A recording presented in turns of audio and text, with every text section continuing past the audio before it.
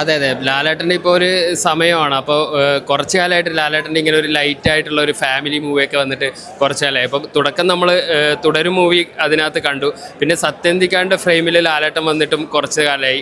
അപ്പോൾ ആ ഒരു നൊസ്റ്റാൾജിക് എലമെൻ്റ് ഉണ്ട്. പിന്നെ സംഗീത് പ്രധാന പോലുള്ള പുതിയ ജനറേഷൻ്റെ ആൾക്കാർ കാസ്റ്റ് വരുന്നുണ്ടല്ലോ. പിന്നെ ആദ്യം നമുക്ക് തോന്നിയ മാളിക മോഹനൊക്കെ കാസ്റ്റായിട്ട് വരുമ്പോൾ നമ്മൾ എങ്ങനെയാണ് ലാലേട്ടൻ ഇത്രയും സീനിയർ ആയിട്ടുള്ള ആക്ടറല്ലേ. പക്ഷെ അത് നമ്മളിപ്പോൾ ഒരു സോങ്ങിൻ്റെ ഒരു ടീസർ വന്നല്ലോ, അതിനകത്ത് നല്ല രസമുണ്ട്. അവർ രണ്ടുപേരും സ്ക്രീനിൽ കാണാൻ. ലാലേട്ടൻ ശരിക്കും പറഞ്ഞാൽ നമ്മളിപ്പോൾ സാധാരണ മമ്മൂക്കയെക്കുറിച്ചാണ് പറയാറ്. ലാലേട്ടൻ ഇപ്പോൾ ഏജിൻ റിവേഴ്സ് ഗിയറാണ്. ഇപ്പോൾ ഇതിനിടയ്ക്ക് കണ്ട KCLൻ്റെ ഉദ്ഘാടനത്തിലും അവിടെയൊക്കെ കാണുമ്പോൾ ലാലേട്ടൻ ഇപ്പോൾ ഭയങ്കരമായിട്ടൊരു ചാമിങ് ആയിട്ട്, എന്നും ചാമിങ് ആണ് ലാലേട്ടൻ. പക്ഷേ ഇപ്പോൾ ഒന്നുകൂടെ ലാലേട്ടൻ ആ ലുക്കൊക്കെ മാറ്റി ആ താടിയൊക്കെ എടുത്ത്, താടിയായിരുന്നു മുമ്പത്തെ പ്രശ്നം. പക്ഷേ ലാലേട്ടൻ തന്നെ പറഞ്ഞു അത് കണ്ടിന്യൂഷന് വേണ്ടിയാണ് ഇപ്പോൾ താടി, പല പടത്തിലും താടിയുണ്ട്. അതൊക്കെ ട്രിം ചെയ്തപ്പോൾ വേറെ നല്ല രസകരമായിട്ടുള്ള ഒരു ഫാമിലി മൂവി ആയിരിക്കും. പിന്നെ ഓണത്തിന് ലാലേട്ടൻ മൂവി ഉണ്ട്, സത്യനന്ദിക്കാട് മൂവി ഉണ്ട് പറഞ്ഞാൽ ഫാമിലിക്ക് എന്തായാലും ഫസ്റ്റ് പ്രിഫറൻസ് ഇത് തന്നെയായിരിക്കും. കൂടുതൽ എല്ലാ സിനിമകളും നന്നായി വരും, ഫഹദിൻ്റെ പടമാണെങ്കിലും ഇതാണെങ്കിലും. പക്ഷേ ഹൃദയപൂർവ്വം ലാലേട്ടൻ സത്യനന്ദിക്കാട് എന്ന് പറയുമ്പോൾ എന്തായാലും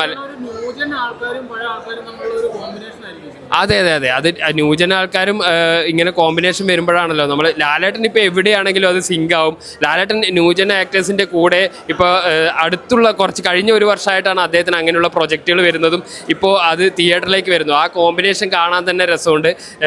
രണ്ട് ജനറേഷന് തമ്മിലുള്ള വെറൈറ്റി. ലാലേട്ടൻ പിന്നെ ഏത് ജനറേഷൻ്റെയും ഏത് തലമുറയുടെയും നായകനായതുകൊണ്ട് തന്നെ വളരെ അനായാസ ആ സിനിമ നമുക്ക് എൻജോയ് ചെയ്യാൻ പറ്റും. പിന്നെ സത്യനന്ദിക്കാൻ്റെ പടങ്ങൾ എപ്പോഴും ഒരു എന്താ പറയുക, ഒരു എന്തെങ്കിലും ഒരു നമുക്കൊരു മെസ്സേജ് നൽകുന്ന സിനിമകളായിരിക്കും. അതായത് ജീവിതമായിട്ട് വളരെ ചേർന്ന് നിൽക്കുന്ന കഥകളായിരിക്കും. നമ്മൾ എന്ന് ഡെയിലി ലൈഫിൽ ഉപയോഗിക്കുന്ന പല ഡയലോഗുകളും സത്യനന്ദിക്കാണ്ട് സിനിമകളിലെ നാട്ടിലുള്ള ഡയലോഗുകളാണ്.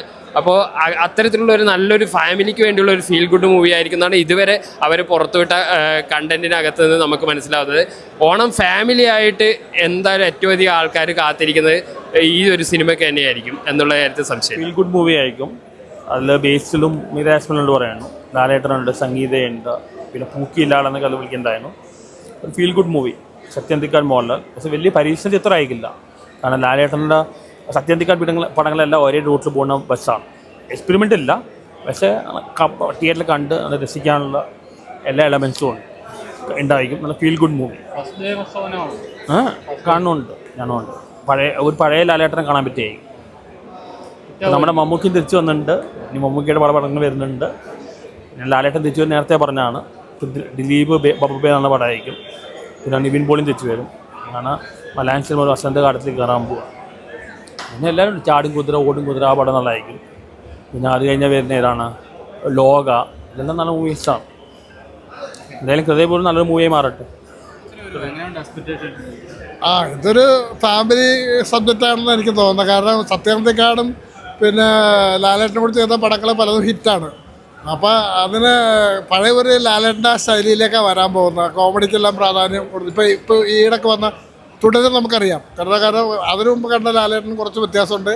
നല്ല അവാർഡ് വിന്നിങ് പെർഫോമൻസ്. അതുപോലെ ഇതും നല്ലൊരു പ്രതീക്ഷയ്ക്ക് നൽകുന്ന ഒരു പടമായിട്ടാണ് എനിക്ക് ഇതിൻ്റെ ട്രailer കണ്ടതെന്ന് മനസ്സിലാക്കുന്നത്. സത്യനന്ദിക്കാടിൻ്റെ പടങ്ങളൊന്നും ഫാമിലി ആയിട്ട് ഏറ്റെടുക്കുന്ന പടങ്ങളാണ്. അപ്പോൾ ഓണത്തിന് ഏതായാലും ഒരു നല്ലൊരു ഫാമിലി സബ്ജക്റ്റ് ആകട്ടെ.